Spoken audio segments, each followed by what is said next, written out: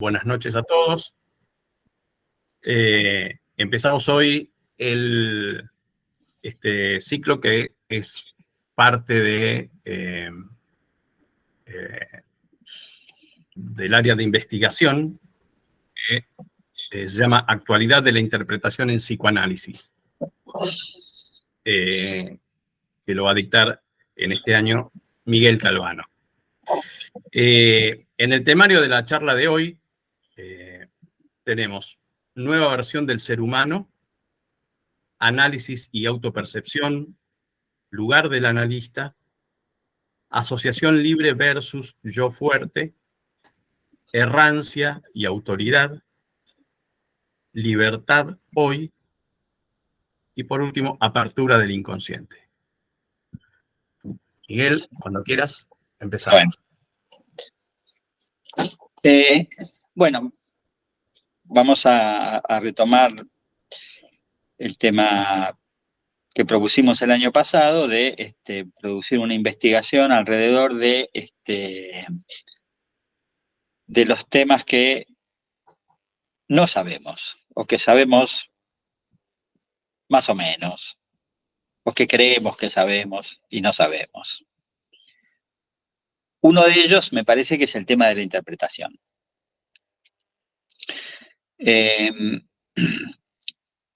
Actualidad de la interpretación, porque me pregunto si hay algo nuevo para decir sobre ese tema, o si se trata de, lo cual tampoco es poco, de organizar, repetir, reelaborar lo ya dicho, lo ya escrito por nuestros maestros.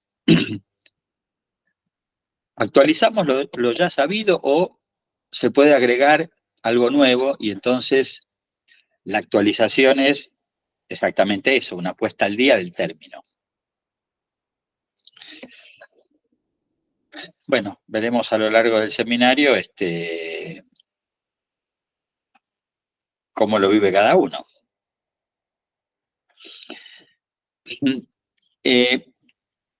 Convengamos que, en principio, ¿no? La interpretación como término y como práctica preexiste al psicoanálisis. Las religiones interpretan textos. Los músicos interpretan piezas musicales. Los niños son interpretados. Las políticas se supone que interpretan.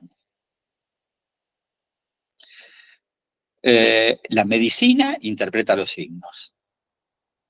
Los signos, las señales del cuerpo. Los futbolistas interpretan, o se supone que interpretan, a sus directores técnicos.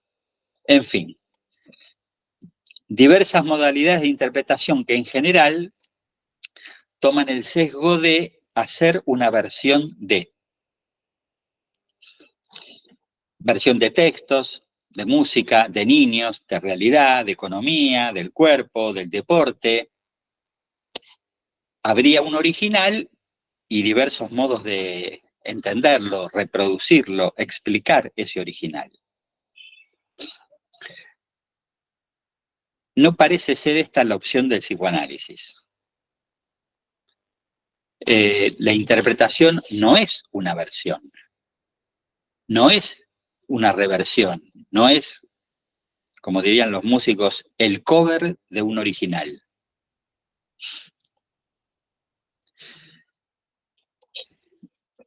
Mucho menos la interpretación daría cuenta de una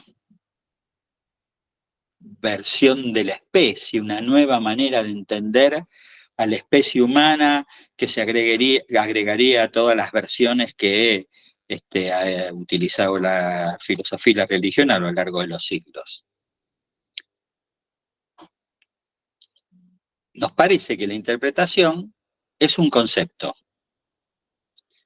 Es un concepto que se deriva y se aplica a una práctica de discurso determinada. La práctica psicoanalítica. Bueno, ello implica recorrer la historia psicoanalítica de ese término. Freud, Lacan, Melanie Klein, Ferenczi, Bion, Winnicott, qué sé yo, Pichon Rivière, por nombrar algunos.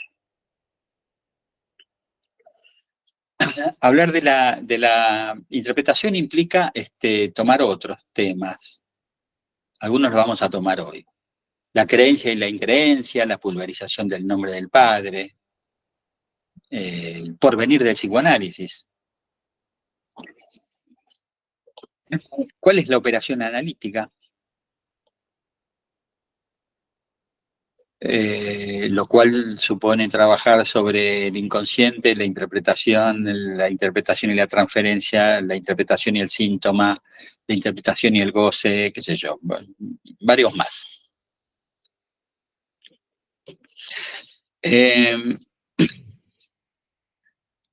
También implica trabajar, hay otra cuestión, antes de eso. Hay muchas maneras de llamar a la interpretación que hemos conocido a lo largo de los años.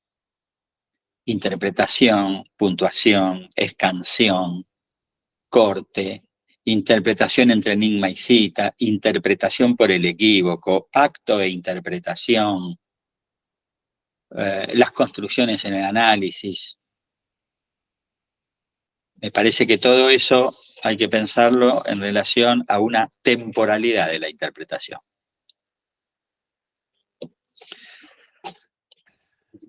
Bueno, comencemos por una petición de principio, digamos. La nominación "soy psicoanalista" pone al carro delante del caballo. Los profesionales psicólogos y psicólogas recién recibidos y muchos no tan recién recibidos se pasean orondos por la vida diciendo "soy psicoanalista". Los he visto, con una especie de guapo en la vereda, ¿no? Yo soy psicoanalista, con falta que dijeran "¿y qué?".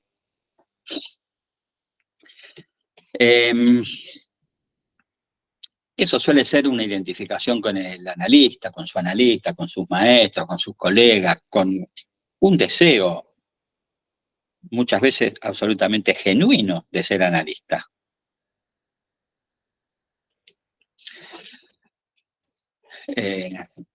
Bueno, sabemos que el deseo del analista y el deseo de ser analista no tienen nada que ver.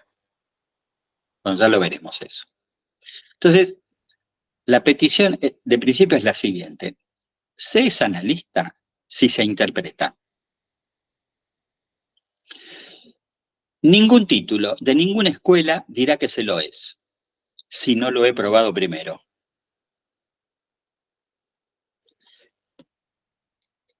Las escuelas de psicoanálisis, que luego de la experiencia del PASA reconocen analistas, lo hacen solo para esa escuela. Muy interesante eso. Alguien es analista de escuela o analista miembro de escuela, pero para esa escuela.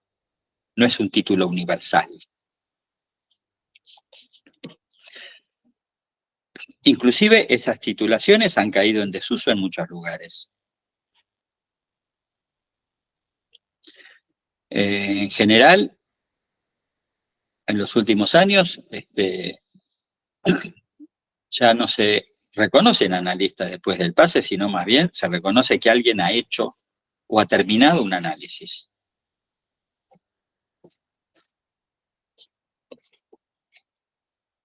¿Soy psicoanalista?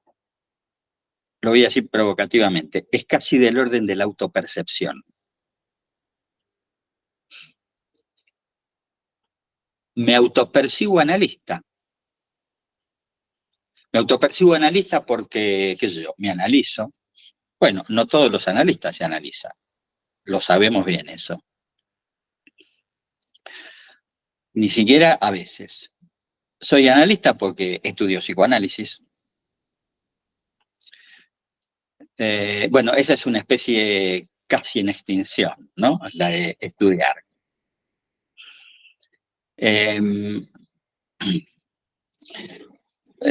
soy analista porque soy psicólogo médico. Convendría recordar que en Argentina solo se reconoce legalmente analistas a los psicólogos y a los médicos.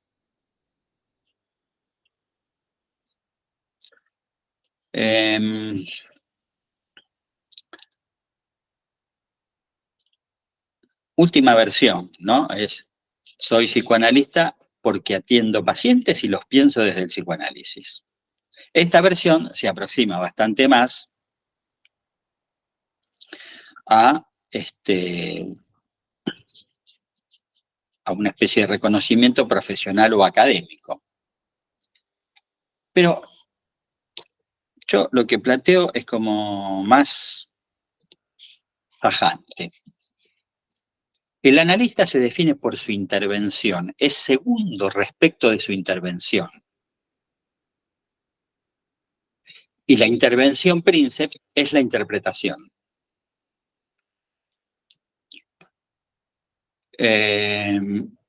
Entonces, ser analista es una retrosignificación de un acto primero, la interpretación. ¿Por qué es así? ¿Por qué tal lugar para la interpretación?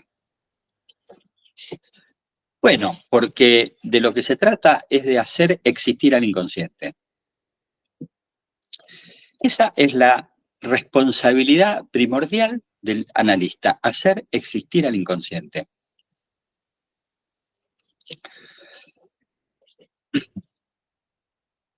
Si ustedes quieren, este es un modo de entender, digamos, el archisabido dicho freudiano, hacer consciente lo inconsciente.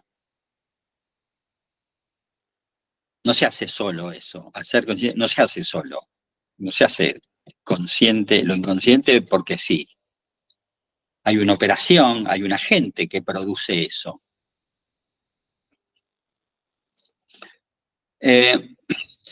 Yo recuerdo mis comienzos, ¿no?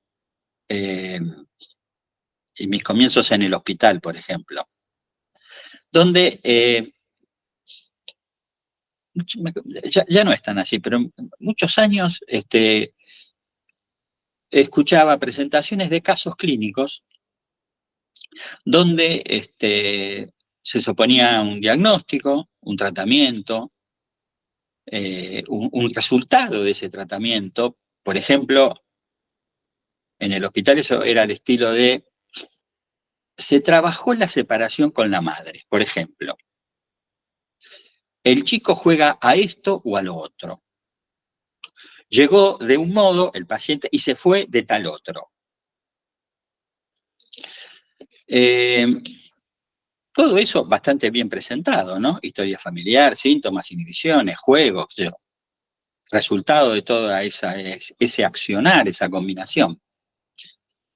Pero eran relatos sin intervenciones del analista, sin interpretaciones, sin consideraciones por la transferencia, ninguna implicación del practicante.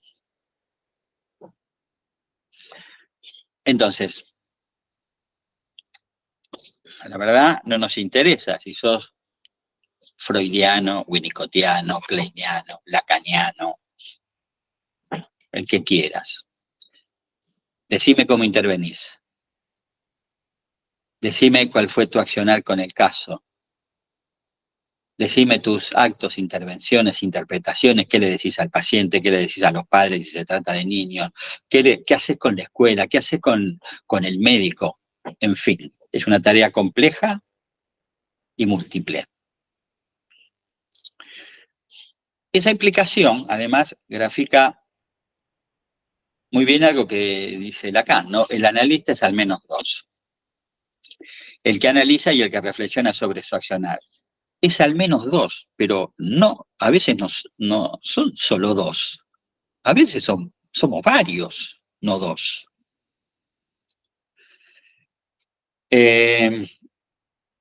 Fijémonos lo que pasa no solo en la sesión, sino en nuestra vida, en la vida de cada uno de nosotros.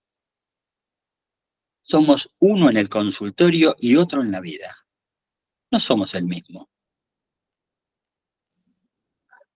No nos comportamos del mismo modo. No coincidimos con ese otro que se supone que también somos. Hay una división ahí en juego. Portamos diferentes semblantes. Ni siquiera somos el mismo con los pacientes, ya que eso va a depender de la transferencia, porque distinta va a ser la transferencia. Entonces, primero interpreto, entonces soy analista, o luego soy analista, si quieren, es como una operación lógica. Y no al revés, interpreto porque soy analista. No es al revés.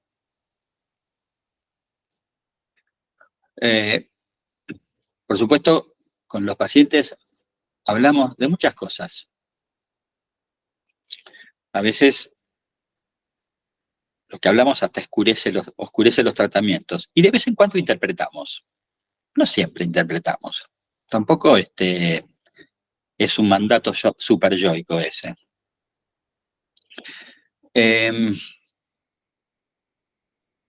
Ahora, que esto es así, me acuerdo de me acordaba cuando empecé a pensar en este tema, de un amigo mío que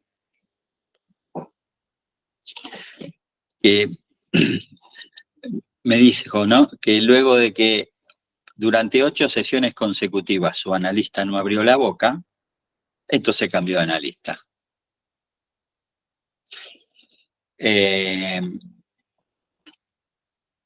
Esa historia del analista como muerto es muy frecuente, además, con los sujetos obsesivos. Porque como los obsesivos se analizan con transferencia negativa en general, desconfían del analista. Entonces el analista muchas veces prefiere callar porque muchas veces ante algunas intervenciones se nos dice, no estoy de acuerdo. ¿No? Le decimos a la paciente, no estoy de acuerdo. No contestan. ¿Eso qué quiere decir? Bueno, por ejemplo, que los obsesivos tienen un yo fuerte. Eso quiere decir. Si recuerdan el año pasado, cuando vimos El hombre de los lobos, Lacan menciona en ese seminario que hizo antes del seminario 1 sobre el hombre de los lobos, él dice que Sergei tenía un yo de rico, un yo fuerte. Entonces, ¿qué es un yo fuerte? Un yo fuerte es el yo que se niega a la emergencia de los fenómenos inconscientes. Que no le deja paso a lo que no domina, a lo que escapa a su control. ¿No? El sujeto obsesivo, en el sentido muy complicado con la asociación libre, a diferencia de la histeria, a la que le encanta navegar por los múltiples ríos del discurso. Freud era muy insistente con eso. El acuerdo o el desacuerdo con las intervenciones del analista no dicen absolutamente nada sobre lo acertado o no de esas intervenciones. No se trata de ponernos de acuerdo con los pacientes. ¿Y por qué? Y porque lo que cuenta es la asociación libre.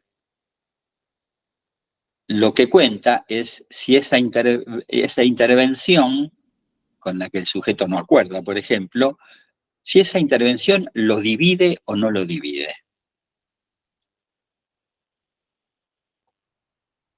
Si asocia, hubo división. Si no, no la hubo. No necesariamente eso es consecutivo de una interpretación. Puede pasar un mes después, un año después. Todos tenemos esa experiencia de los pacientes cuando uno dice, yo me acuerdo cuando usted me dijo tal cosa, y uno piensa, ¿cuándo le dije tal cosa? Bueno, efectivamente ahí algo se produjo retroactivamente. Entonces, ahí ya, fíjense, ¿no? Ya podemos conjeturar alguna cosa sobre la actualidad. La verdad estoy cansado de escuchar a los analistas que luego de un fallido, qué sé yo, del relato de un sueño, de un traspié con la lengua o de alguna cuestión o pregunta que deja perplejo al analizante, se corta la sesión.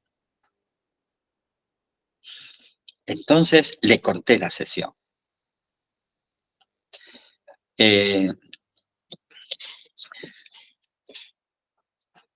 No hay ningún problema, cortar la sesión, pero contame lo que pasó después.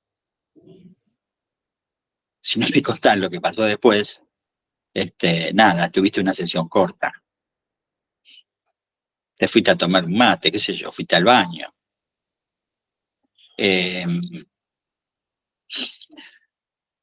Sí, después de ese corte, ese mismo momento, en sesiones subsiguientes, ¿qué asociación hubo en relación a ese corte? Y además, los pacientes no responden así, no nos dicen, me quedé pensando por qué me cortó. Me quedé pensando en tal o cual cosa de esa sesión en la que se terminó la sesión. Entonces, digo, porque si no nos cuentan eso, nada sabremos sobre la dirección de la cura de los pacientes. Nada sabremos. Entonces, hizo otra cosa y les corté. Ah, mira qué bien. No sabemos nada cómo piensa el sujeto. ¿No? Eso parece una cosa que se utiliza mucho ahora. Entonces, ahí tenemos ya, igual, de cualquier manera, una consecuencia de la interpretación. Divide al analizante. Rompe las identificaciones. Hace lugar al inconsciente.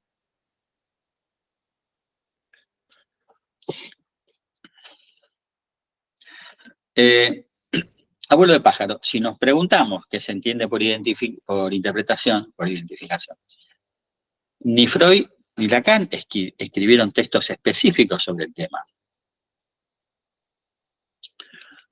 Lacan en la Atolondradicho hace algunos comentarios, ya lo vamos a ver. Por ejemplo, en el seminario 11 no incluye a la interpretación como concepto fundamental. La incluye, si ustedes quieren, en relación al concepto de inconsciente. Ahí va a estar situada la interpretación, en relación al concepto de inconsciente.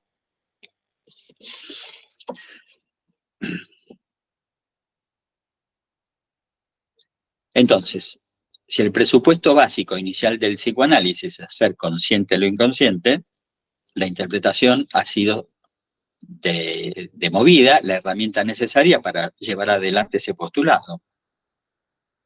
Se supone que interpretar en psicoanálisis tiene por fin hacer consciente lo inconsciente. Bueno, ese presupuesto, por supuesto, como se dice hoy, hay que deconstruirlo. Entre consciente e inconsciente hay una barrera,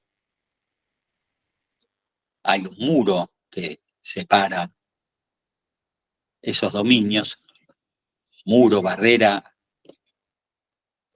que desde Freud se llama la represión, ¿no? Y que no nos permite pasar así nomás de un dominio al otro. El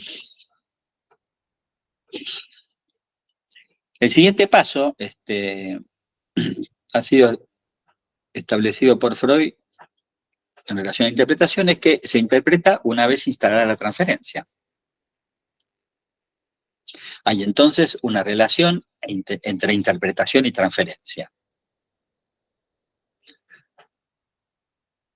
Desde Freud, y Lacan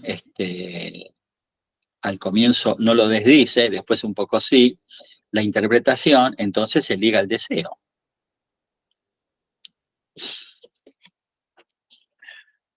El deseo es su interpretación, dice en el seminario 5, y después dirá que la interpretación apunta a la causa del deseo. Bueno, ya veremos eso. Sí, como dijimos antes, ¿no?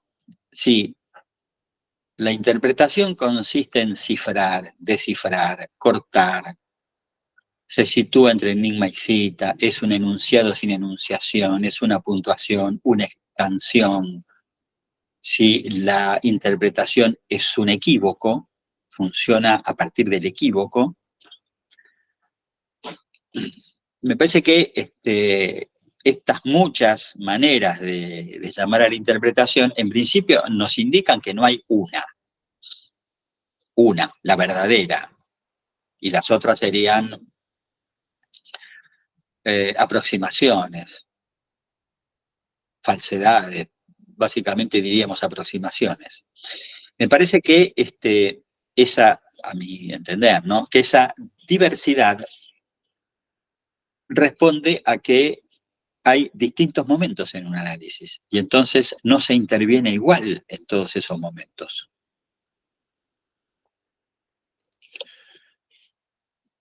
Bien, vemos otro asunto. El año pasado habíamos mencionado las cuestiones que Lacan formula en relación al nombre del padre. Empezando por el texto de 1938, La familia, donde se plantea la declinación de la imago paterna. Texto que, ya habíamos dicho, había como dos razones fundamentales para esa declinación. Una era la conyugalidad, ¿no?, reafirmada por la Iglesia Católica después de la Edad Media, entendiendo que la conyugalidad era la retracción de la familia patriarcal que incluía padres, abuelos, primos, hijos, nietos, tíos, hasta ahí. Eso que nosotros llamamos la parentela. Esa retracción cada vez se va retrayendo más, podríamos decir. Al final solo quedarán marido y mujer y los hijos. Los hijos luego saldrán del ámbito conyugal y eso plantea otras cuestiones. El otro aspecto respecto de la declinación de la imago paterna tenía que ver con, ya Lacan lo anticipaba, en realidad no era un anticipo de él, era un anticipo de Durkheim. El otro tema es el desarrollo de la burguesía comercial a partir del siglo XV. Ahora diríamos que se trata del neoliberalismo.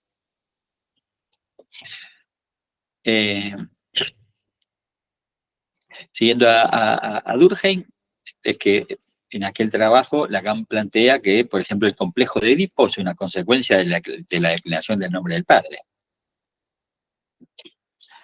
El Edipo es un síntoma de esa declinación.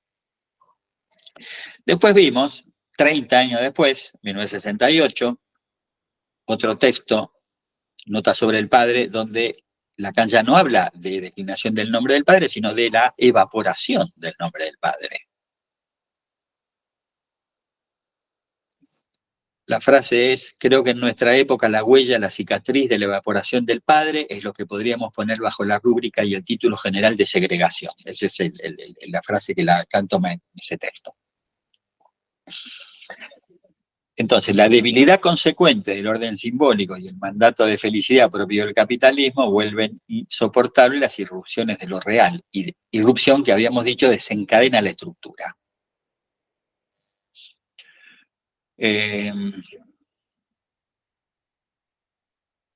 Entonces, volviendo a lo nuestro, las consecuencias de la evaporación del padre son, en primer lugar, la angustia ante ese vaciamiento, ante esa evaporación. En segundo lugar, se produce una errancia. Errancia es un término que él utiliza en el seminario 21 y que efectivamente se relaciona ante el vacío del nombre del padre, que es la errancia, el vacío del nombre del padre. Los discursos fallan en la producción de un objeto separado del cuerpo. Entonces el goce se extravía. Y los sujetos, esto es, por ejemplo, absolutamente notable en los adolescentes. no saben quiénes son, no saben lo que quieren, no pueden tomar decisiones en cualquier campo, en el del sexo, en el del género ahora, no saben qué estudiar, no saben.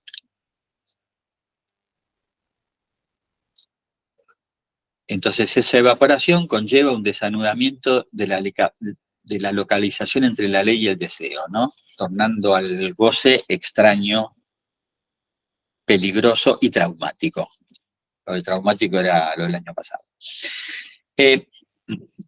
Hace unos días yo estaba en una reunión familiar ampliada, digamos, ¿no? Tíos, primos, sobrinos, hermanos, unos cuantos. Y observé cómo algunas madres tratan a sus niños pequeños, chicos de hoy y madres de hoy. Chicos y madres sin análisis, además, ¿no? Entonces, por ejemplo, una madre a su niñito de 3 años que quería hacer cosas completamente peligrosas,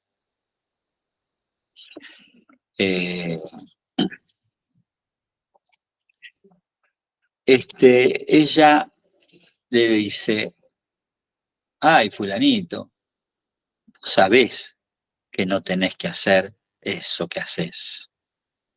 Todo dicho en un tono comprensivo, ¿no? De madre buena,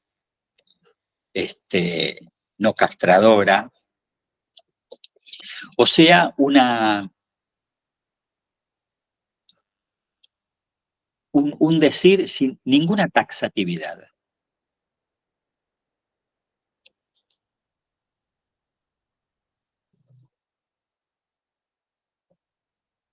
Versión neoliberal de las madres.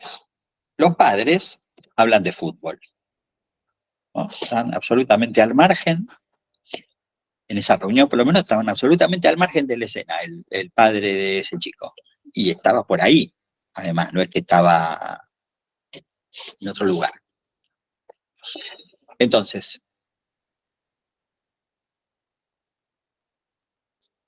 ¿eso qué produce? Niños dictadores, niños amos de los padres. Si el saber está supuesto en los chicos, no hay transmisión. ¿No? Esa madre que empieza diciéndole, vos sabés que, a un pibe de 3 años,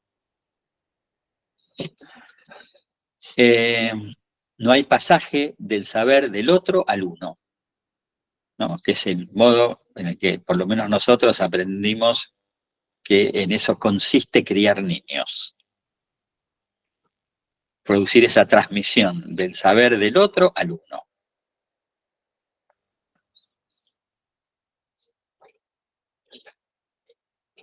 Ahora, la cuestión es que los niños criados así se comportan así luego en la vida. ¿Qué quiere decir se comportan así? No reconocen ninguna autoridad, ellos son la autoridad. Porque así fueron criados, además.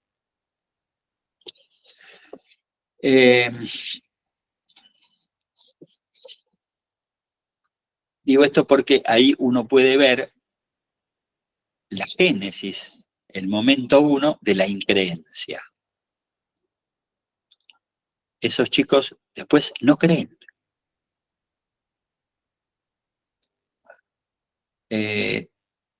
¿Cómo podrían creer en el otro si el otro en principio se autodestituye? ¿No? Vos sabés que ahí el otro está destituido de su lugar. El niño está puesto en paridad. Los dos saben algo. Ella sabe que él sabe y él sabe lo que ella dice que sabe, entonces.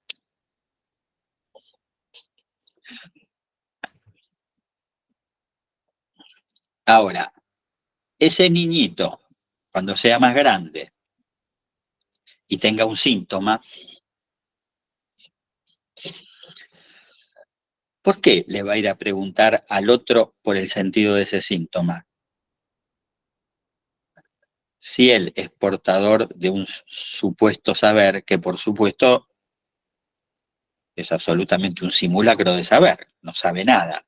Pero lo más importante no es que no sepa nada, sino que no constituye a un otro del saber.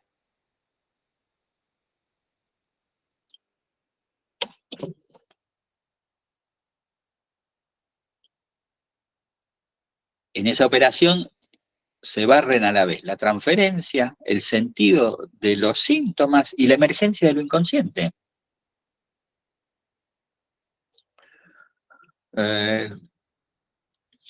Lo menciono medio al pasar, pero como una de las cuestiones que vamos a tener que trabajar.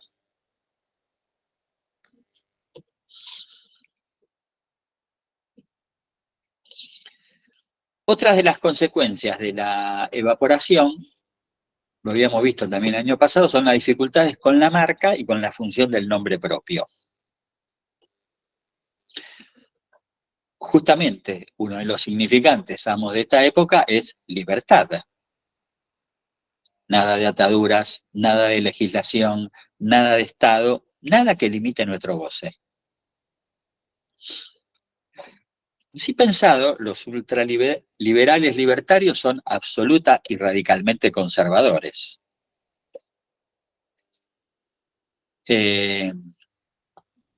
Mantienen el ilusorio retorno del poder paterno, poder limitado por el Estado, limitado por la legislación, limitado por la economía, limitado por la política. Por eso postulan la desaparición de todas esas instancias. Porque el Estado y sus brazos, el Poder Judicial, ¿qué hacen? Limitan, licúan el poder paterno.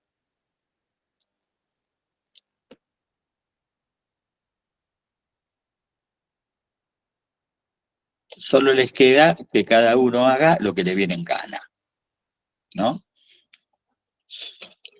Imperio de un goce sin límite. Bueno, habría más consecuencias para pensar sobre la desaparición del padre, ¿no? Y, qué sé yo, por ejemplo, ¿cuál es el estatuto de la excepción que Lacan plantea en la fórmula de la sexuación?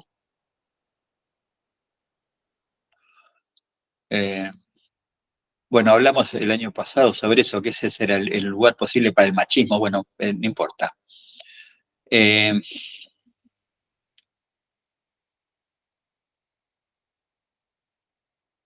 Que si la hegemonía no era ni del macho ni del patriarcado, ¿dónde estaba la hegemonía? La hegemonía la ubicamos, por ejemplo, en la tecnociencia.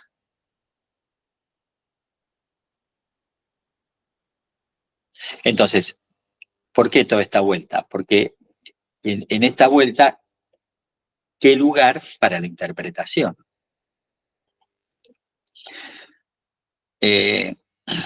Sí, al decir de Freud, se interpreta en transferencia,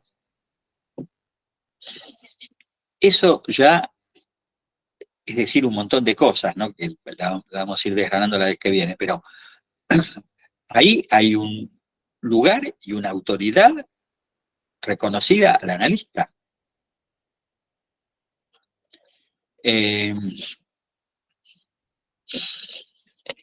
Solo la constitución de esa autoridad va a activar, va a permitir la interpretación.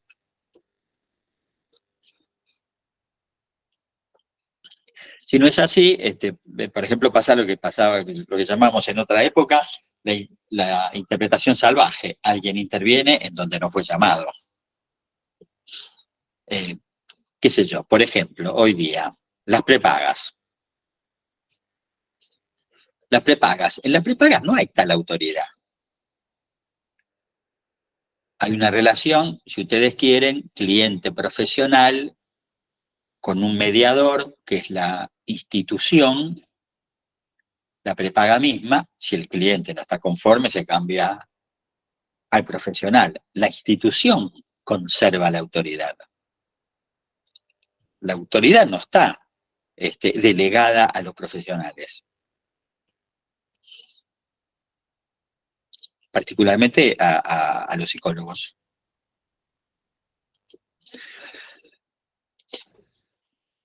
Esa autoridad, uno podría decir, preexiste a los tratamientos, se impone a los tratamientos, nada que ver con nuestro quehacer, donde en principio interpretar en transferencia quiere decir instituir la transferencia. Hay que instituirla, la transferencia.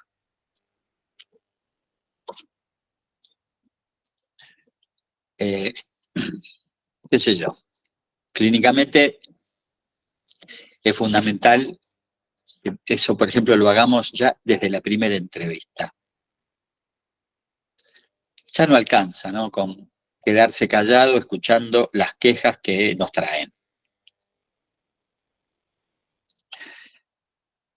Como lo dicen tantos pacientes, es fundamental, ellos lo dicen así, ¿no? Que se lleven algo, se tienen que llevar algo, especialmente de la primera sesión. Y nosotros sabemos que se va a llevar algo si deja algo. Si no hay una pérdida en juego, si no hay una transferencia en juego, no se va a llevar nada.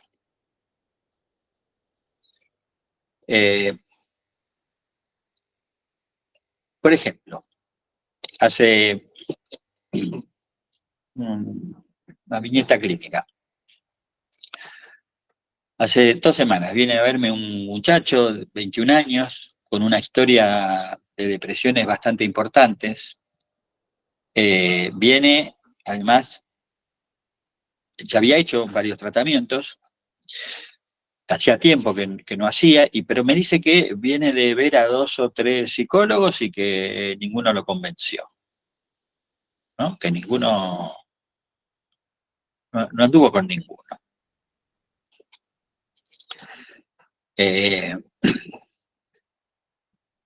Yo me río un poco y le digo que, entonces estoy bajo sospecha. Me pongo en esa misma lista. No le digo conmigo va a ser diferente, me pongo en la misma lista. Entonces,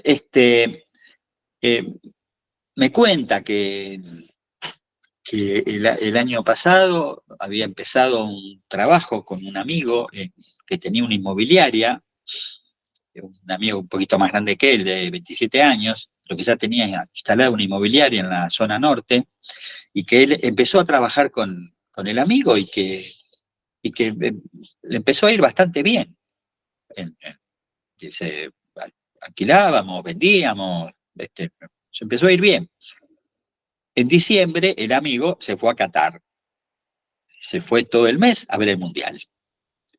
Él se quedó solo a cargo de la inmobiliaria y también dice que, si bien el verano fue muy flojo, él se las arregló solo. El amigo vuelve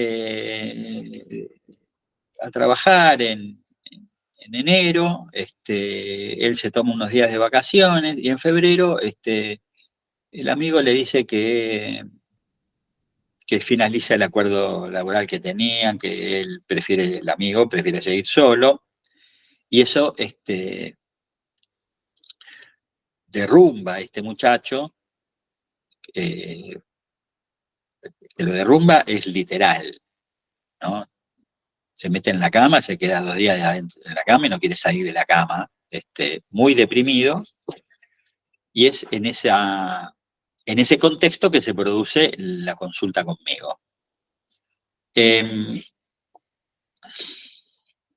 Entonces, bueno, él me cuenta esto.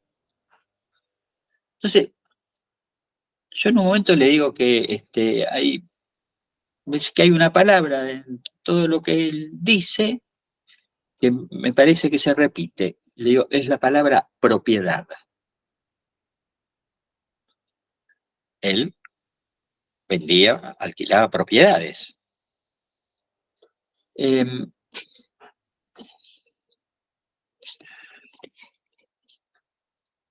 digo, lo de la propiedad, viste, tanto algo que es propio y que no es propio también. Lo propio, lo impropio. Él inmediatamente me cuenta, asocia con eso y me cuenta que, me dice, ah, claro, mi abuelo, su abuelo materno tenía una inmobiliaria. Y me dice además que la madre es martillera pública. Hasta ahora no me había hablado de nadie de la familia.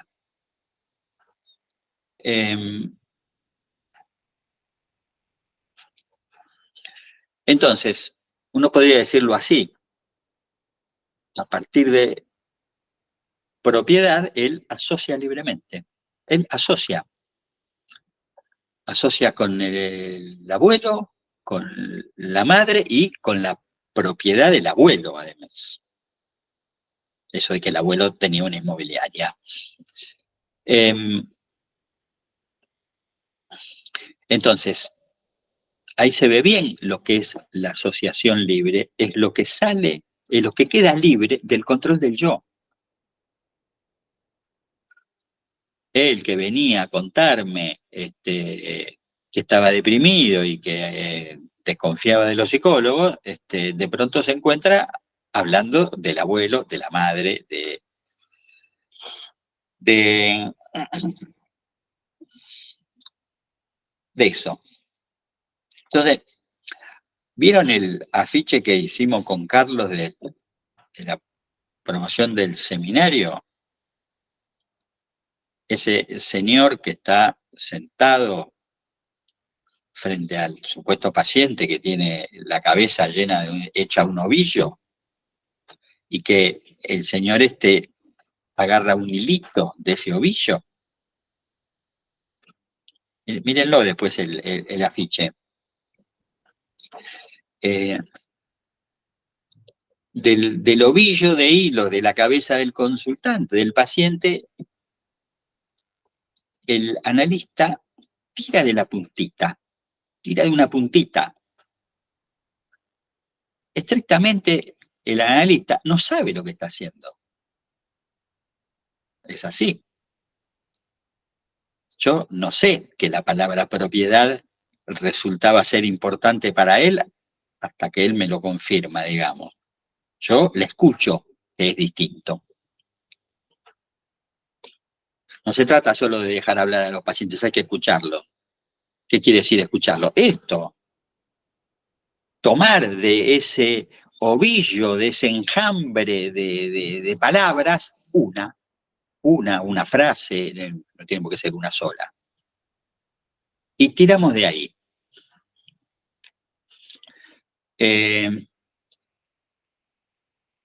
Bueno, me parece que esa es como el principio de la idea de lo que es la interpretación, ¿no? Porque, además, fíjense, no tiene ningún sentido. Yo solo le dije que me parecía a mí que él repetía un término, propiedad. Cuando estrictamente no había dicho la palabra propiedad, había hablado de propiedades. ¿No? Digo, yo ahí hago como una especie de pequeña torsión.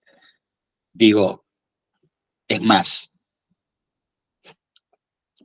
Después lo vi otra vez, bueno, y él empezó a hablar de otra cosa que lo preocupa.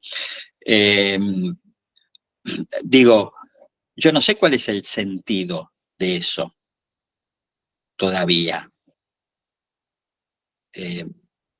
Me voy haciendo una idea, la idea de que él piensa, se imagina que él no tiene nada propio.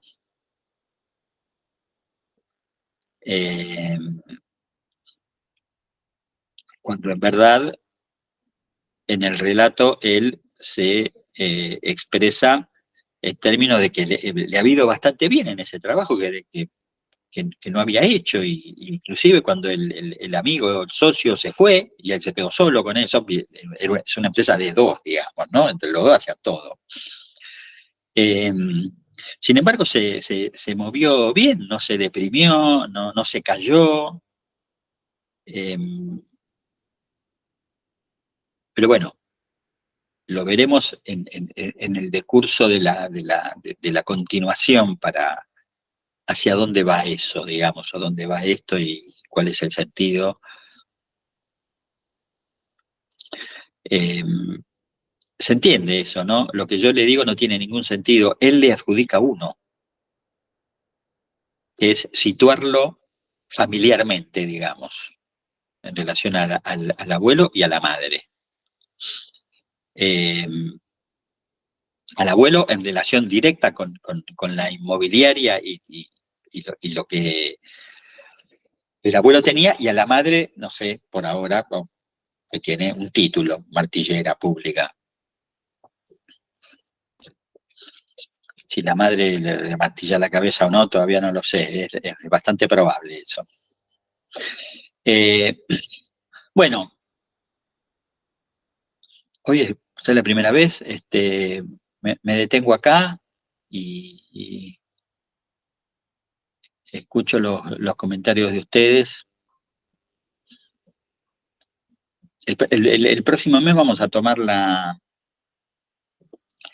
ya le digo sobre qué voy a trabajar esencialmente, es sobre la conferencia 28 de Introducción al Psicoanálisis de Freud. La conferencia se llama La terapia analítica, donde ahí Freud explica, como lo explica Freud, exactamente de qué se trata esto de interpretar en transferencia. Más bien, ¿qué quiere decir la transferencia y cómo la piensa él? Y alguna cosa que después Lacan hace con eso, digamos.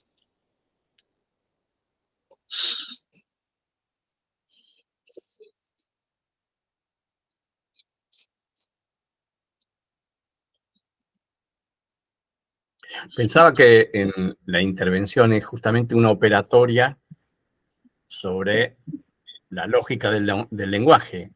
Digamos, vos tomás un significante que no tenés idea qué significación tiene, y que es el paciente el que de alguna manera le da valor justamente significante, en el sentido de que algo de él, ¿no? Algo de su significación adviene en ese sentido. Sí, eso grafica, me parece, todo lo que dije al principio, digamos, porque pude tomarlo de la propiedad, eso me autoriza como analista. Y no que porque soy analista le voy a hablar de la propiedad. ¿Se entiende? Me parece que eso es como... Parece que es como la enseñanza primera en relación a este tema.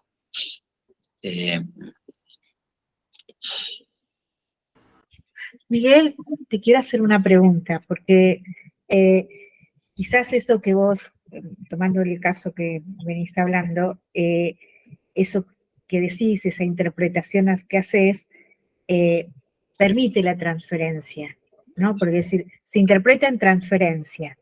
Ahora, a veces digamos, uno hace algunos movimientos de interpretación para instalar la transferencia. Algunos funcionan y otros no. Digo, no sé si se entiende lo que pregunto. Sí. A ver, muchas veces nos encontramos con que los pacientes vienen en transferencia, ya tienen una transferencia establecida, o más o menos establecida. O vienen, vamos a decirlo así, no sé si llamarlo transferencia, tal vez es un exceso. Confiados. Confiados. ¿Confiados en qué? En que hay algo de lo que les pasa que ese que está frente a ellos puede ayudarlos a resolver. vienen con la creencia instalada, podríamos decir. Entonces, en ese sentido, eso favorece enormemente el trabajo, obviamente. Pero a mí me gustaba este caso, porque este pibe viene con la desconfianza instalada. ¿Y por qué? Y porque venía de otras experiencias que todavía no sé cuáles fueron, además, él solo lo mencionó. Entonces, ahí efectivamente hay un trabajo por hacer primero. ¿Qué sé yo? Decirle, supongámonos, ¿no? Vos te deprimís porque perdiste el trabajo. El pibe abre la puerta que yo tengo atrás mío en el consultorio y me empuja y me tira. No me vengas a decir boludeces, digamos, cosas del sentido común. Entonces, eh, seguramente, no sé, no lo sé todavía además, posiblemente propiedad sirve para instalar la transferencia, pero es como el primer paso. Como dice Carlos, ¿por qué es el primer paso? Bueno, porque en principio efectivamente uno de ese enjambre, porque parece mentira, pero el dibujito que hicimos, ese me sirvió para pensar este caso. Del enjambre de cosas, de que viene deprimido y que no sé qué, y que se quedó sin trabajo, y que no desconfía de los psicoanalistas, aunque al mismo tiempo viene también a una nueva, a una entrevista con uno, de ese enjambre uno tira de una puntita. Digo, tirar de esa puntita y que él además convalide eso, y de nuevo lo convalida con lo de la asociación libre, ¿eh? Esa es la convalidación, no que diga que sí o que no. El que dice que sí o que no es el yo. Y el yo ¿cómo decirlo? Es nuestro problema, el yo. El problema no es el inconsciente, es el yo. Es todo aquello que hace obstáculo. Entonces, ahí por ahora tenemos situado un significante, uno. Necesitamos alguno más. Y además necesitamos alguna consecuencia sobre el goce de eso, que todavía ignoramos por completo.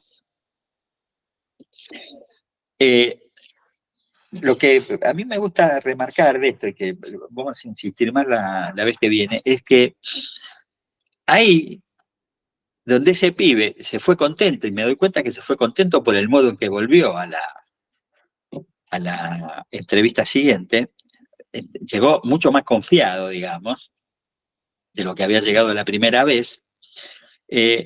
Ahí él supone que nosotros sabemos, y nosotros no sabemos nada, ¿no? Por supuesto, no cometemos la torpeza de decirle yo no sé. Es una ilusión tuya que yo sé. Eso es una torpeza. Tenemos que sostener la escena. Bueno, que él siga creyendo. Pero él tiene que, si él sigue creyendo, va a volver. Entonces, si quieren, ligámoslo con la política. Este pibe tiene 21 años. No tengo idea de si tiene idea política, no la tiene, no sé. Solo lo vi 2 veces y no se tocó ese tema. Donde uno podría pensarlo, es un pibe de clase media alta, así que muy militante del peronismo no lo veo, digamos. Ahí donde este chico probablemente piense en términos de Milei, el término de Milei, ¿cómo sería? Vileianos, no milerianos, vileianos. O sea, esos términos son esa cosa de la desconfianza en los psicólogos que fue a ver, o psicólogas. Viene en situación de increencia, no cree.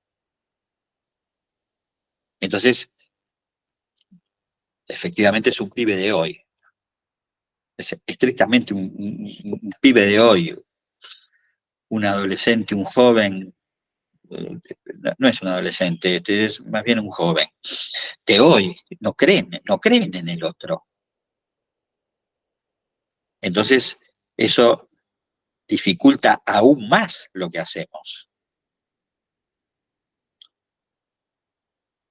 Porque el único modo de hacer que nos crean, por así decirlo, es que nosotros empecemos a tirar de esos hilitos, ¿eh? ¿Se entiende? Si yo le digo, vos estás deprimido porque perdiste el trabajo, no estoy tirando de los hilitos. Estoy sobreagregándole una interpretación mía, un modo de pensar mío a lo que a él le pasa. Si yo tomo propiedad es de él, no es mío. En todo caso, lo paso de mi lado, lo paso al campo del otro. Pero es de él, lo trae él, y ahí está si ustedes quieren, la diferencia entre la psicología y el psicoanálisis. La psicología trabaja con el sentido. Con lo mismo que trabajaría un psiquiatra. Ay, claro, ¿qué querés? Está deprimido, ¿viste? Perdió trabajo, no tiene nada. Entonces, clonazepam, qué sé yo, como mínimo. Y nosotros no trabajamos así.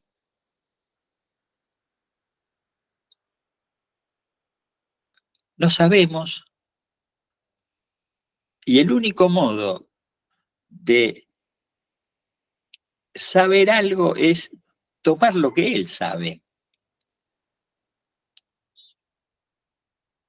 Con lo cual, efectivamente, esto grafica otra definición de Lacan, ¿no? El inconsciente es un saber que no se sabe que se sabe. Uno lo repitió 558.300 veces. Pero acá se ve bien con lo de la propiedad. Ahí está el saber. Eso es la punta del saber. ¿A dónde va a conducir? No sé yo. Pero, como lo dije antes, esa es nuestra responsabilidad. ¿Eh? Responsabilidad de hacer existir al inconsciente, suena frase linda, pero es esto. En la clínica es eso. Si ustedes quieren, más freudiano, ¿qué representa este muchacho? Eso lo representa. Él lo tiene que decir. Y nosotros lo tenemos que captar, digamos, pero él lo tiene que decir primero.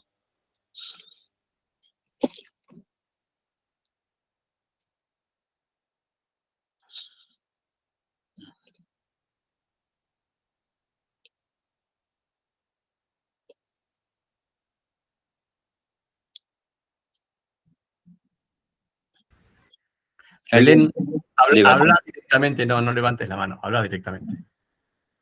Sí, yo me quedé pensando por ahí en la clínica con niños, justamente, ¿no? Cuando estamos en una entrevista con los padres y justo tiramos de ese hilito y ese hilito que tocamos, algo de esto hizo que, digamos, algo de esto justo toque al padre o a la madre y, ¿cómo decirlo? Como que sentís que algo cambió en las sesiones, ¿no? Siguientes, no con el niño, aunque luego vas viendo que el niño viene como con menos ganas, ¿no? Y a su vez, esto que tenía que ver con lo que yo había notado,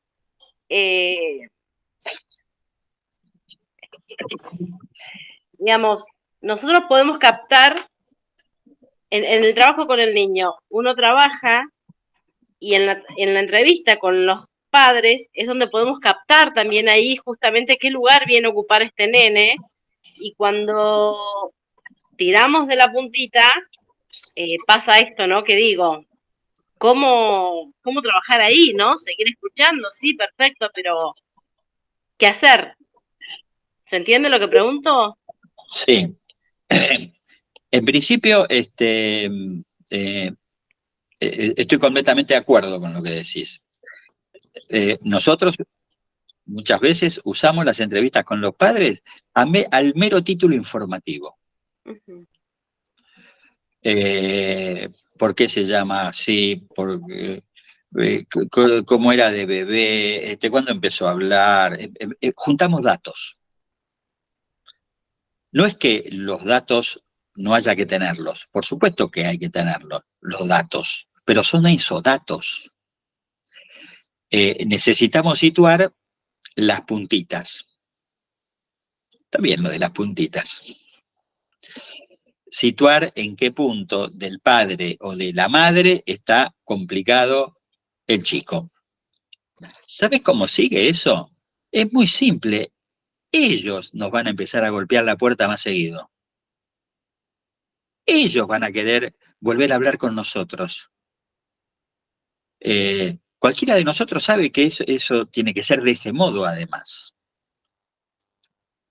Si no se establece algún tipo de transferencia, es una comodidad llamarlo transferencia, ¿no? Pero, porque no es exactamente una transferencia. Pero si no se establece esa relación de confianza entre el analista del niño y los padres del niño, nos quedamos impacientes.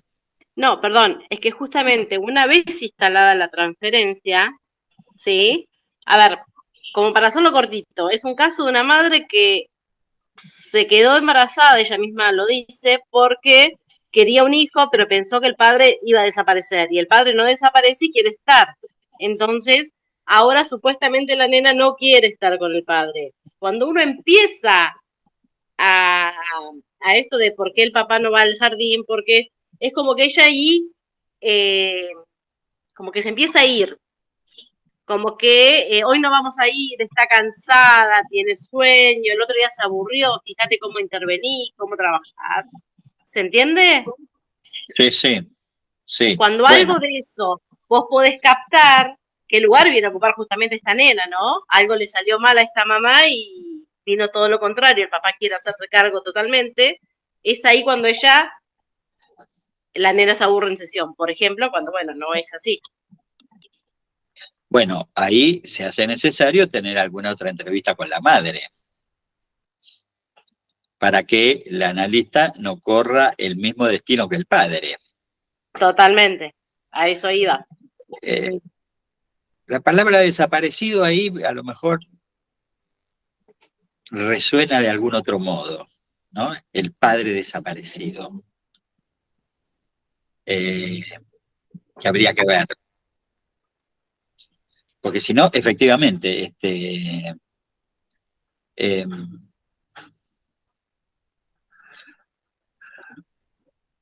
bueno, qué sé yo, no sé.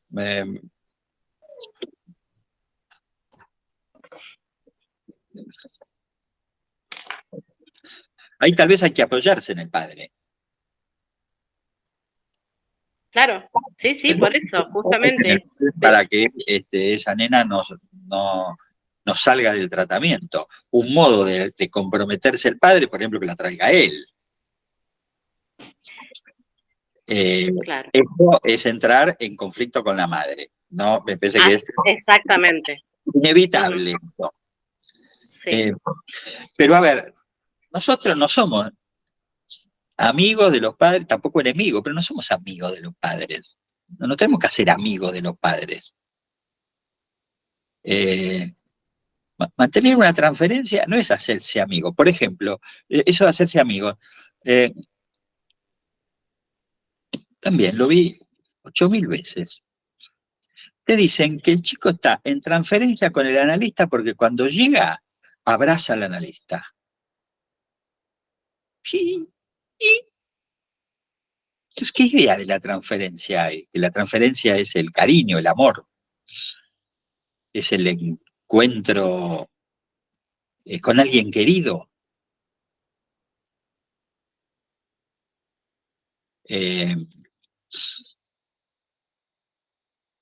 Me acuerdo de Winnicott,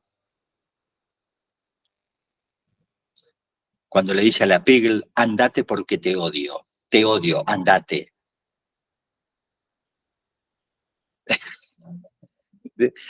de nuevo, no va con la actual modernidad ese tipo de intervenciones, y muchas veces son necesarias.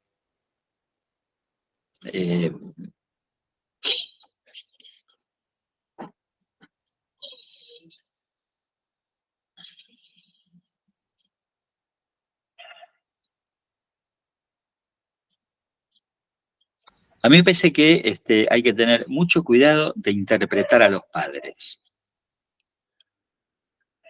Mucho cuidado con eso. Entendiendo por interpretar, producir un sentido de lo que les pasa,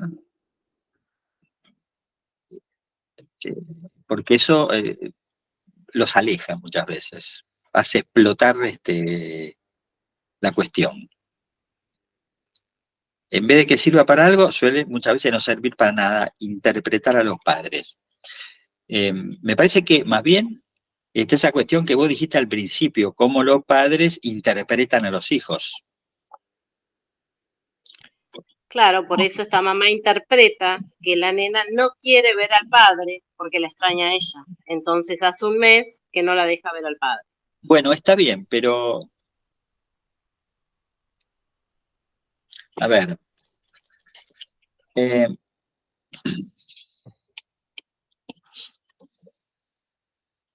a mí los chicos me enseñaron muchas cosas, la verdad, ¿no? Muchas cosas me enseñaron. A veces más que los textos.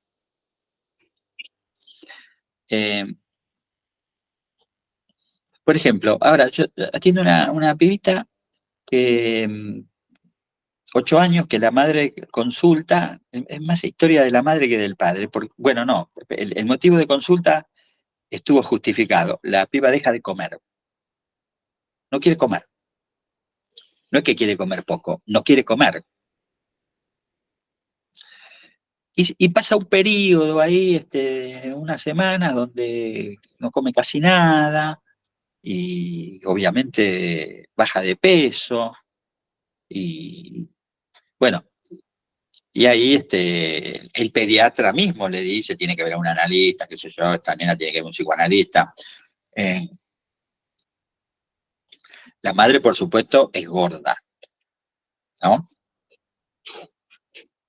Y no solo es gorda, es de esas madres que piensan que cuanto más coma el hijo, mejor salud va a tener.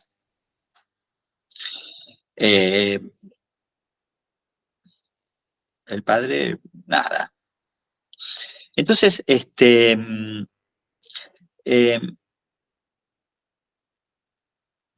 yo le pregunto un par de veces a la piba algo sobre eso, no me dice nada. No sé, no tengo ganas de comer, no quiero, no sé, no quiero. Y entonces,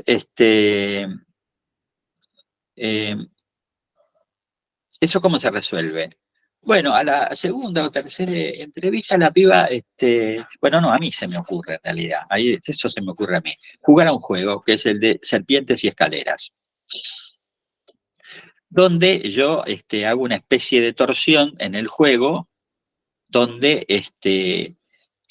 hay que cuidarse de las serpientes porque las serpientes se la van a comer. No es que la van a picar, se la van a comer. Y me parece que esa vuelta en relación a ella, a ser comida por el otro, produce algún corrimiento por el cual vuelve a comer. Sin mayores inconvenientes, digamos. Pero esa es la primera parte de la historia. La segunda es que ella no viene a verme a mí por la comida.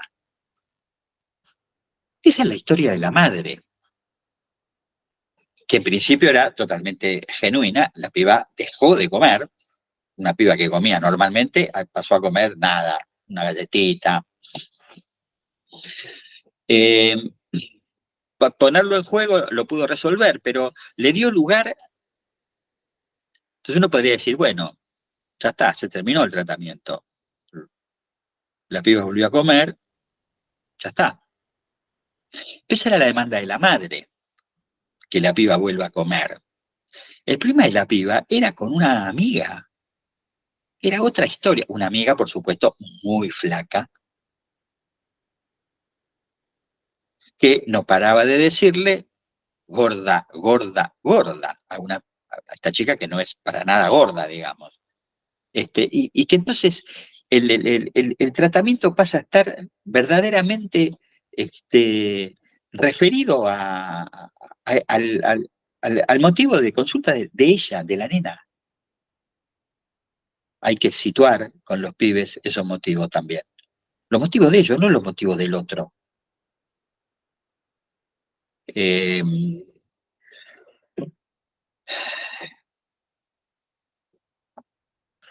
Digo, ok, la madre no quiere que vea al padre, todo lo que vos quieras. ¿La piba qué quiere? Ese es nuestro problema analítico, digamos. ¿Qué quiere? ¿Quiere algo? ¿No quiere nada? ¿Está preocupada por otro tema? Muchas veces a mí me pasó eso, que llega un pibe traído por tal o cual preocupación de los padres y el pibe tiene otra preocupación. Que no le importa nada la preocupación de los padres. Me acuerdo de un pibe que tenía un síntoma antiguo, que ahora hay menos. Hay todavía, pero menos.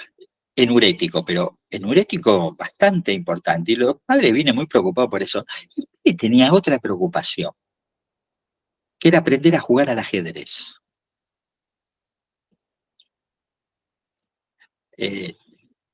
Ese pibe me enseñó mucho porque el día que yo intenté meter en el ajedrez la enuresis, que le dije, mira, ese peón se está pillando, no sé, que le dije algo por el estilo, el pibe me paró en seco y me dijo, no me digas boludeces. Nunca me olvido más, no me olvido más de ese pibe. No me digas boludeces. Dije, tiene razón. Yo estoy tratando de enchufarle el síntoma de los padres. Bueno, para un padre puede ser muy molesto, especialmente para una madre, cambiarle la sábana todos los días a un pibe, cambiarle la ropa, qué sé yo. Y al pibe no importaba nada de eso. Y nosotros trabajamos con eso. Con eso que queda por fuera del deseo parental. Y que arma el interés de este pibe. Fue muy, muy curioso lo que pasó después con este pibe. Bueno, este pibe, bueno, jugando al ajedrez, por supuesto dejó de hacerse pis.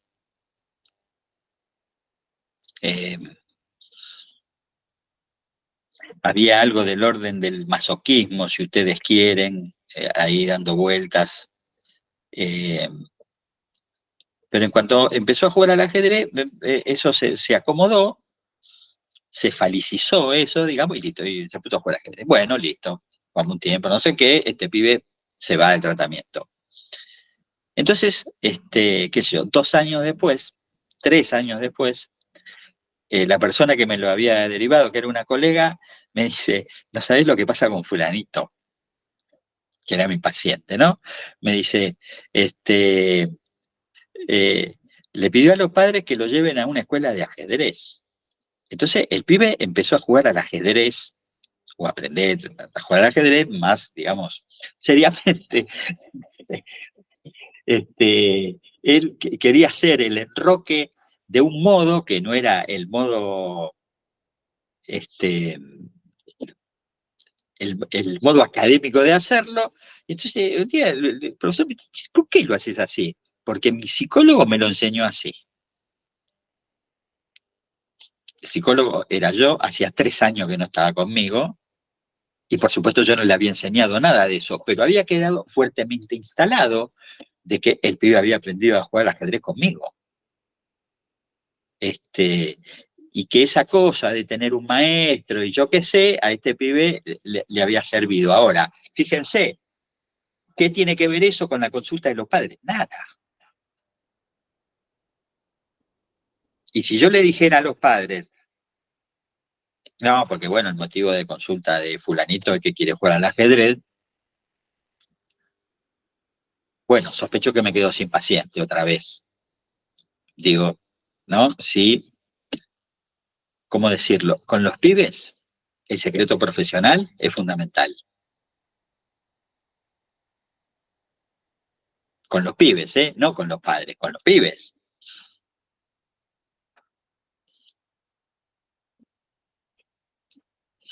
Esos pibes, fíjense, eso, bueno, ahora tengo que dejarlos ya, porque tengo un paciente ahora. Esos pibes, como la mayoría de los pibes, no le cuentan a nadie lo que pasa en sesión. Los pibes no lo cuentan. Los padres le preguntan, no lo cuentan. La operación de separación, seminario 11, se empieza a jugar ahí. No lo cuentan, no quieren, cosa de ellos. ¿Y cómo molesta eso a los padres también? Sí, sí, claro, absolutamente. Hay algo que queda por fuera del control de los padres, sí, sin duda. Más bien. ¿Qué es lo que no me querés contar o qué es lo que no me querés decir, no?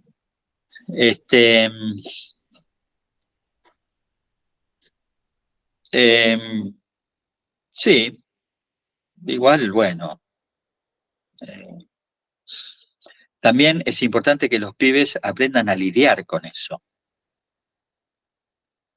Cuando digo los pibes, 8, 10 años, ¿no? Menos es más complicado. Aprendan a lidiar hay cosas que no te voy a contar. Que es un presupuesto freudiano de primera hora. El primer gesto de autonomía de los niños dice cuando descubren que sus padres no saben sus pensamientos. Está hablando de pibes de 3, 4 años. Los chicos piensan todo el tiempo que los padres saben lo que ellos piensan, hasta que descubren que no lo saben y entonces empiezan a mentir. La mentira tiene ese costado positivo, digamos. Que entonces hay algo que escapa al saber de los padres. Y que eso constituye su acervo, para seguir con el paciente que hablaste, su propiedad.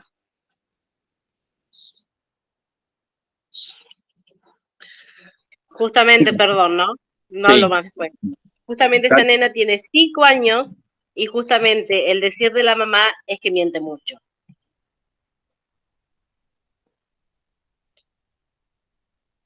Bueno, pero eso no, yo no me preocuparía tanto por eso, ¿eh? Yo sé que ese es un rasgo de autonomía de los chicos. A los pibes se les complica no cuando le mienten a los padres, sino cuando le mienten a los pares. Ahí se les complica mucho. Porque los pares no son comprensivos y amables como los padres. Los padres no van a perdonar eso después. Ahí se les complica la mentira.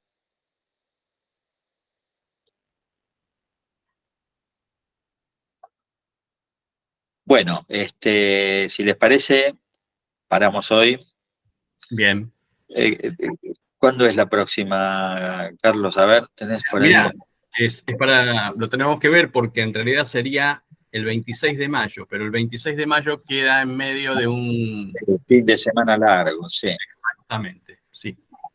Así que, bueno, puede ser que pase o al 19 o si no al, a ver, en junio, el primer viernes de junio.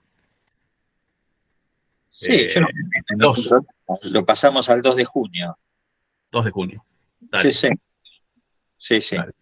Próximo bien. 2 de junio. Conferencia bien. 28 de Freud. Perfecto. Muy bien. Bueno, gracias, Miguel. Buenas noches, gracias, Miguel. Chao, Chao, chao. Chao. Gracias. Día del Trabajador. Gracias. Hasta luego. Chau.